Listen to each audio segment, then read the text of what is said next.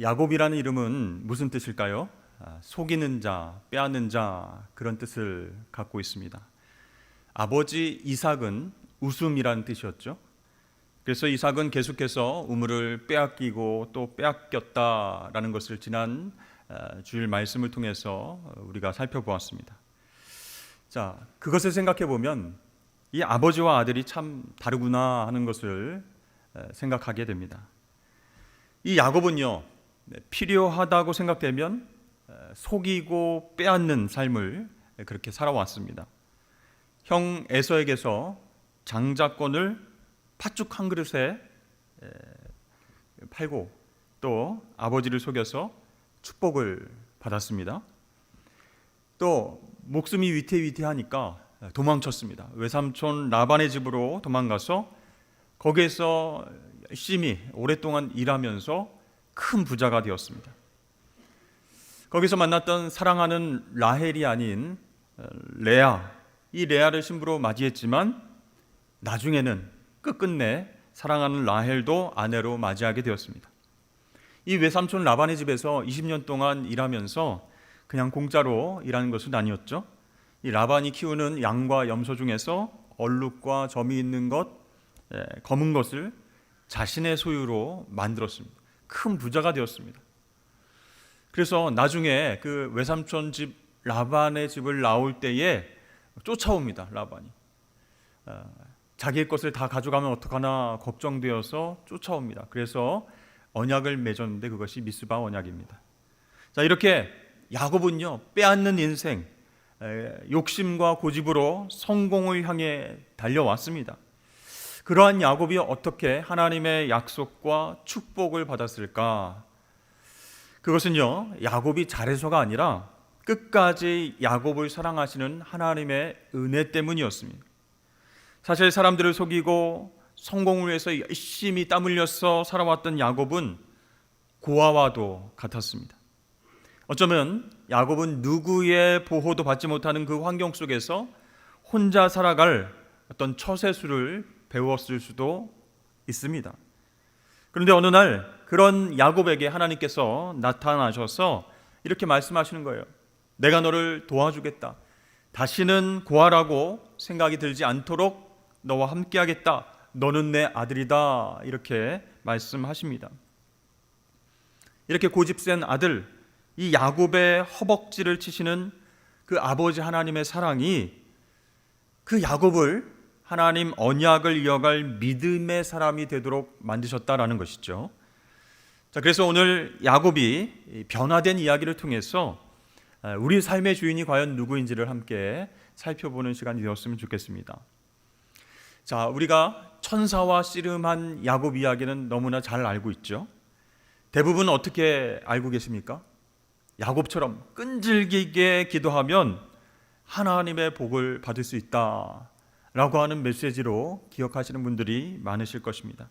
물론 우리가 큰 위기 앞에서, 고통 앞에서 하나님께 죽기 살기로 열심히 기도하는 것 너무나 중요합니다. 그런데 야곱처럼 우리도 끈질기게 씨름하듯이 복을 달라고 기도해야 하나님께서 축복을 주시는 것이 맞습니까?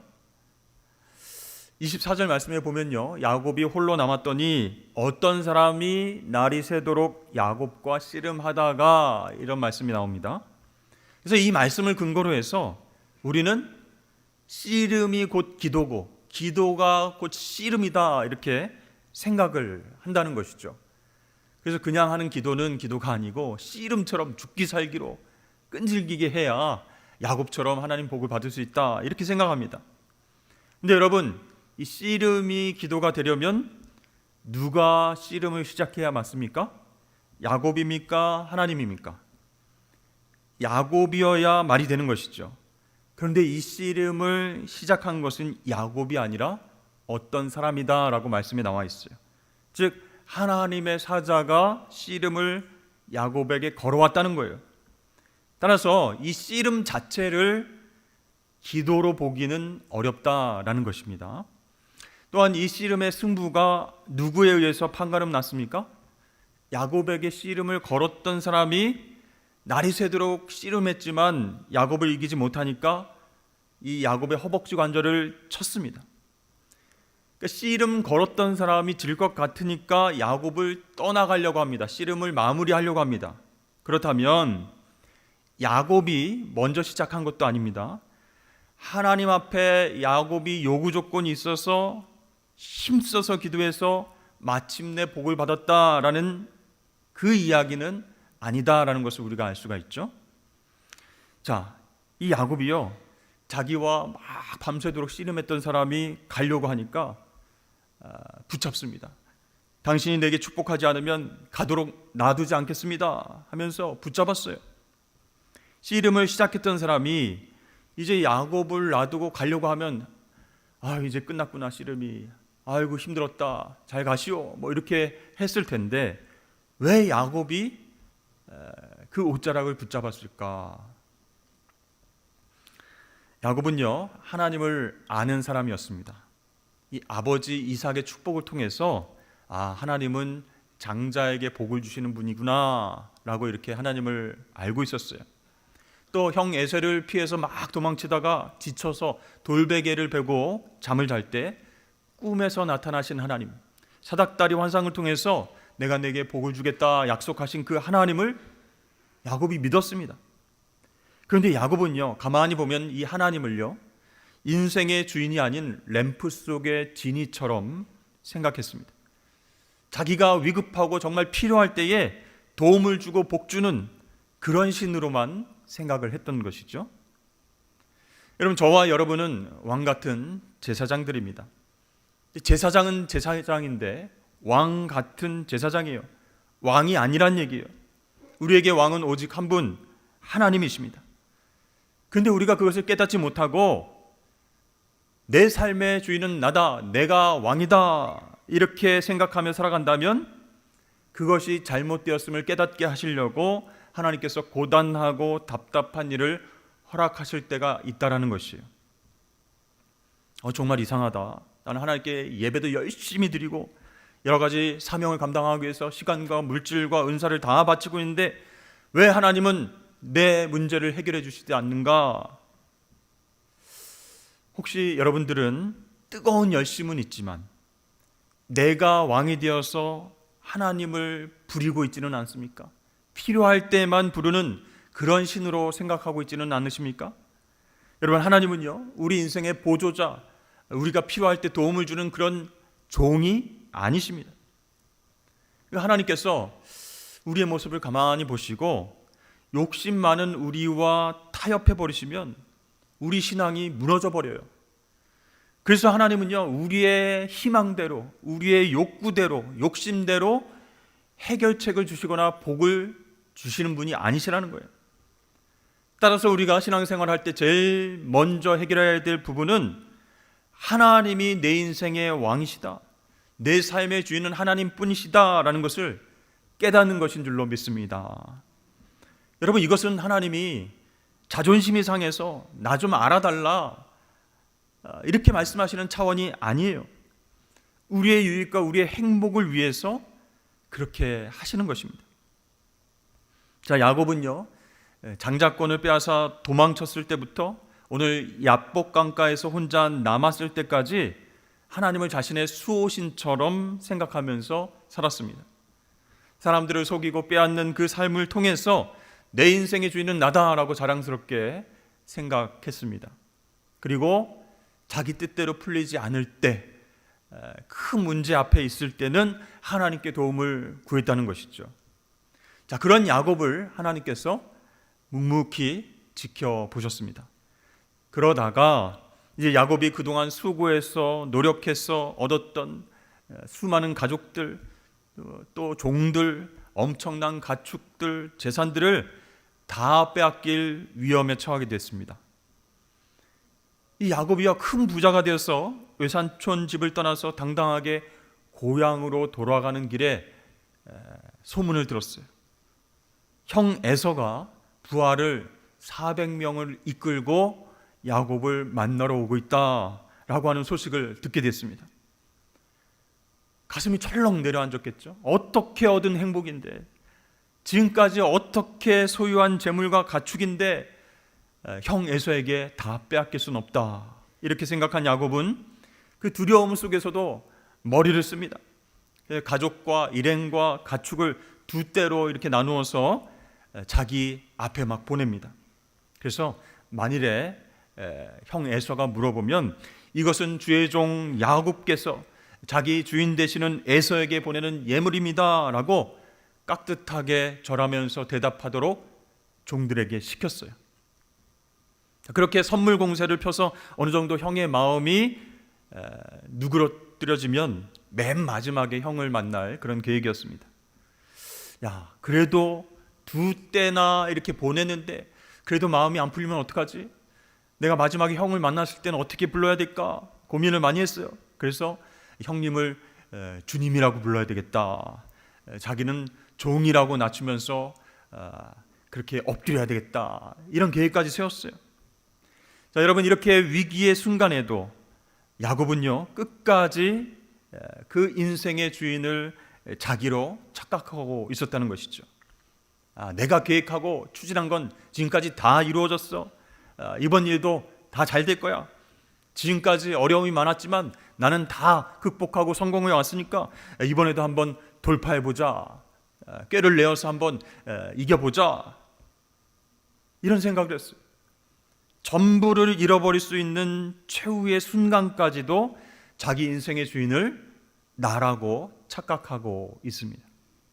자, 바로 그때 하나님께서 직접 야곱의 인생에 개입하시기 위해서 씨름을 걸어오셨습니다.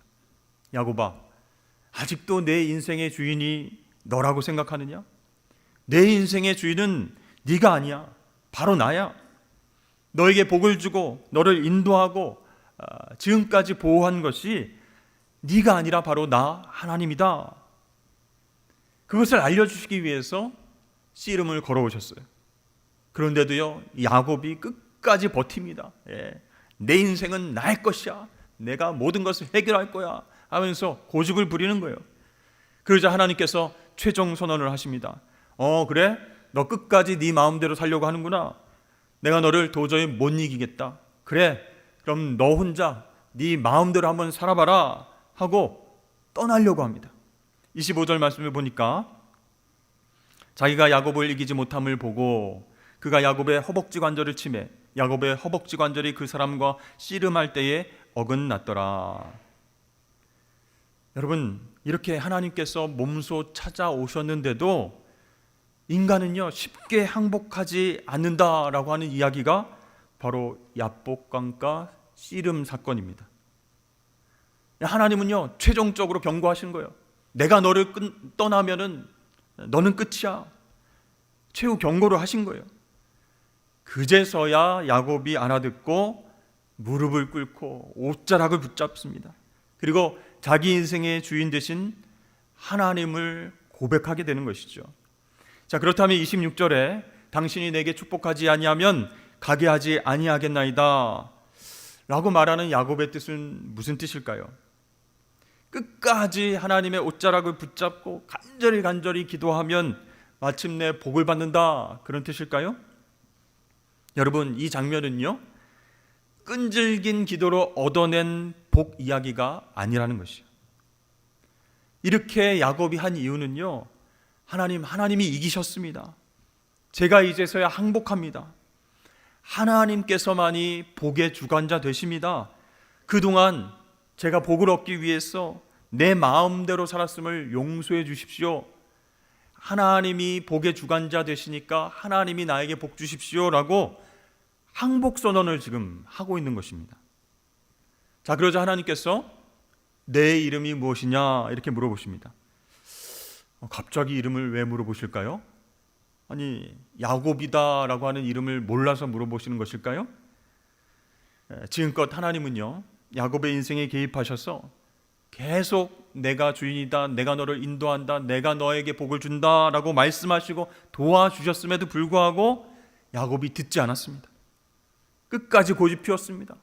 자기 계획대로 열심히 살았습니다. 항복하지 않았습니다. 그래서 하나님이요 씨름을 거셨다가 끝까지 고집 피우는 야곱을 이제 한 대 때리시고 떠나가시려고 하는 중이었어요. 그제야 야곱이 알아듣게 됐습니다. 그래서 이제 주인 되시는 하나님께 복을 간청하면서 기도하고 있는 것이, 그때 하나님의 이름이 무엇인지 물어보셨어요. 야곱이 무슨 뜻이라고 했죠? 속이는 자, 빼앗는 자, 강도, 사기꾼, 그런 뜻이에요. 자, 그렇다면 하나님께서 이름을 물어보신 이유가 무엇일까요? 내 이름이 무엇이냐 알면서 물어보신 거죠. 너는 빼앗는 자가 아니냐? 그런데 왜 나에게 복을 달라고 구하느냐? 강도는 남에게 부탁하는 자가 아니지 않느냐? 이런 말씀이에요. 그렇습니다. 야곱은 자신이 원하는 바를 자신의 속임수와 노력으로 빼앗는 인생을 살아왔습니다. 자기 인생의 주인이 나라고 생각했고 내가 왕이라고 생각했기 때문입니다. 그랬던 야곱이 이제 하나님을 붙들고 축복해달라고 구하고 있습니다.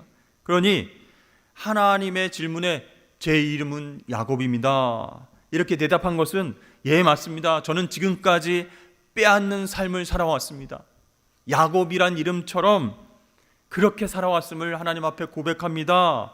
이런 간증이 되는 것이죠. 자, 야복강가에서 야곱에게 씨름을 건 하나님 사자는 끝까지 자신을 주인처럼 여기고 포기하지 않는 야곱을 떠나려고 했지만 이제 야곱이 두 손 들고 항복했습니다. 하나님 없이 제가 살 수 없습니다. 내 삶의 주인은 하나님이시니 나에게 축복을 좀 주십시오, 이렇게 고백을 한 것이죠. 자, 그때 하나님께서 야곱에게 어떤 축복을 주셨을까요? 금과 은과 가축들을 내려주셨을까요? 그게 아니죠. 야곱이라는 이름을 고쳐서 이스라엘로 그 이름을 바꿔주셨습니다. 이스라엘이 무슨 뜻입니까? 하나님과 겨루어서 이겼다, 그런 뜻이에요. 야, 이름이 진짜 멋지지 않습니까? 하나님과 겨루어 싸워서 씨름해서 이겼다, 정말 힘세다, 너 잘났다, 그런 뜻으로 하나님께서 이스라엘로 고쳐주셨을까요? 어떤 의미가 있을까요? 여러분, 자녀를 상대로 싸워서 이기는 부모는 세상에 없습니다. 힘을 다해서 막 겨루는 척 하다가 마지막에 슬며시 져줍니다. 이 하나님의 사자가 밤새도록 야곱과 씨름하면서 겨루었지만 힘이 세지 않아서, 기술이 없어서 진 것이 아니라 처음부터 이길 마음이 없었던 것입니다. 그러니까 야곱이 이제 이스라엘이 되었다라고 하는 것은요, 드디어 하나님과 더불어서 살게 되었다, 하나님의 자녀가 되었다, 그런 뜻이에요. 하나님이 내 인생의 주인 되시고 나에게 복 주시는 분이심을 인정하는 그런 동행이 시작됐다라는 뜻으로 이스라엘이라고 하는 이름을 선물로 주셨다는 것이죠. 그런데 한 가지 조금 아쉬운 부분은 이 씨름 중에 허벅지 관절을 부러뜨렸기 때문에 이 야곱이 평생 다리를 절면서 살아가야 한다는 것입니다. 장애를 얻게 되었다는 것이에요.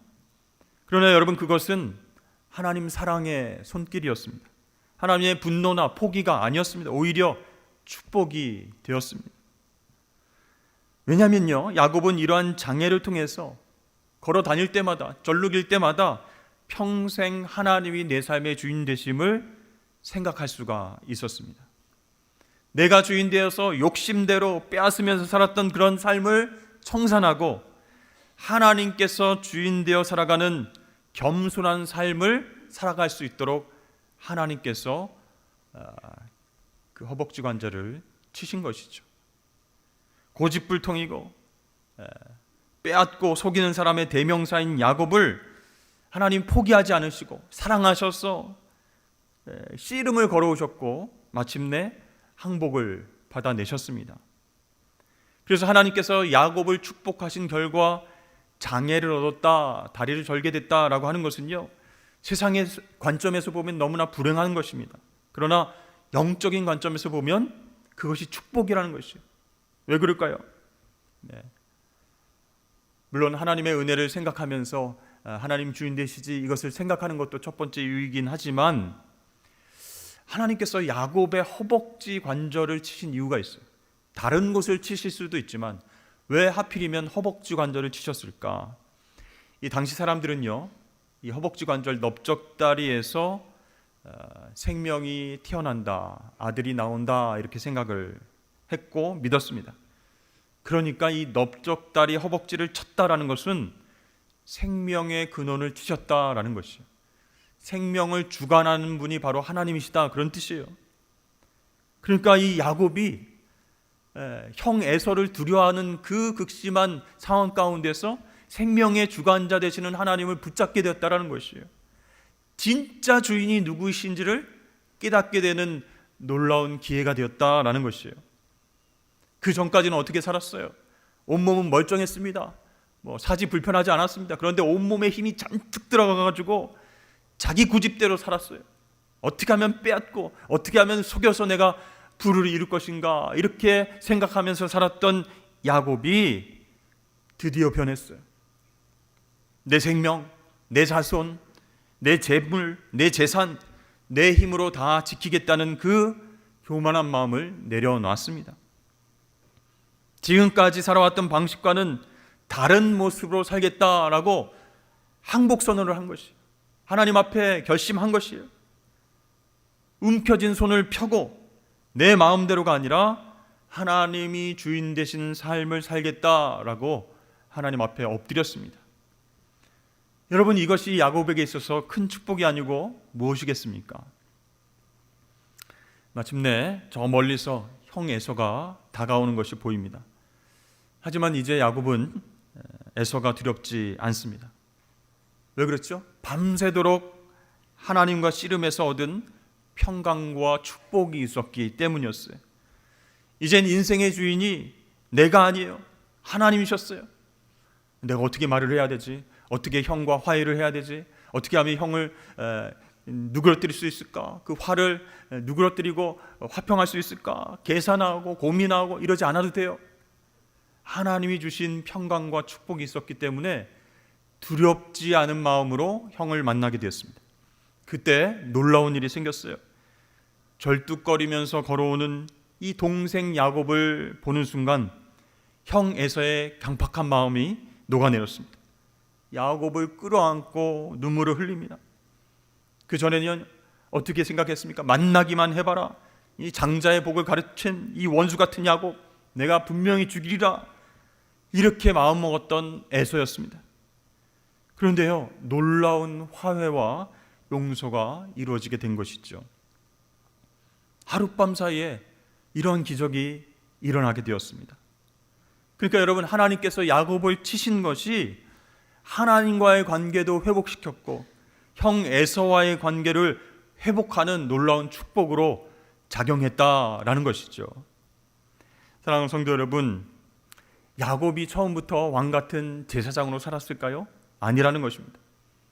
그의 성품은 우리가 잘 알고 있듯이 보잘것이 없었어요. 나약하고 욕심 많고 잘 속이고 그것을 통해서 남의 것을 빼앗는 그런 삶을 살았던 사람입니다. 그러나 이 야곱이 야복강가의 체험을 통해서 그 인격과 영성이 성숙하게 되었습니다. 장애를 얻은 것이 문제가 아니라 그것을 통해서 하나님을 주인 삼아 사는 것이 놀라운 복이다라는 것을 깨닫게 되었다라는 것이죠. 이제 야곱은요, 하나님만 주인 삼아서 예배하는 제사장의 삶을 살게 되었습니다. 그러므로 여러분, 오늘 말씀을 통해서 내 삶의 주인이 과연 누구인지 한번 돌아보시길 바랍니다. 내가 신앙생활 열심히 하는 대로 그렇게 하나님 앞에 열심으로 예배하고 봉사하는데도 내 뜻대로 되지 않고 내 기도에 응답하시지 않는 하나님을 원망하거나 불평하지는 않으셨습니까? 원수 같은 남편, 원수 같은 아내, 내 자녀가 내 인생의 장애물이다, 이런 생각을 하지는 않으셨습니까?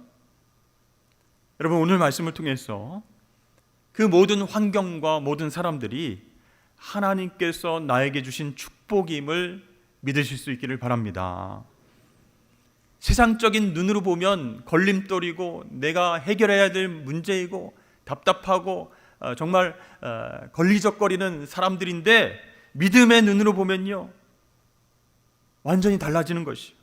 여러분들이 싫어하고 힘든 관계라고 꺼리는 사람들이 바로 내 허벅지 관절을 친 천사다라는 것을 알게 된다는 것이요. 여러분, 우리가 올 한 해 해야 할 일이 있습니다.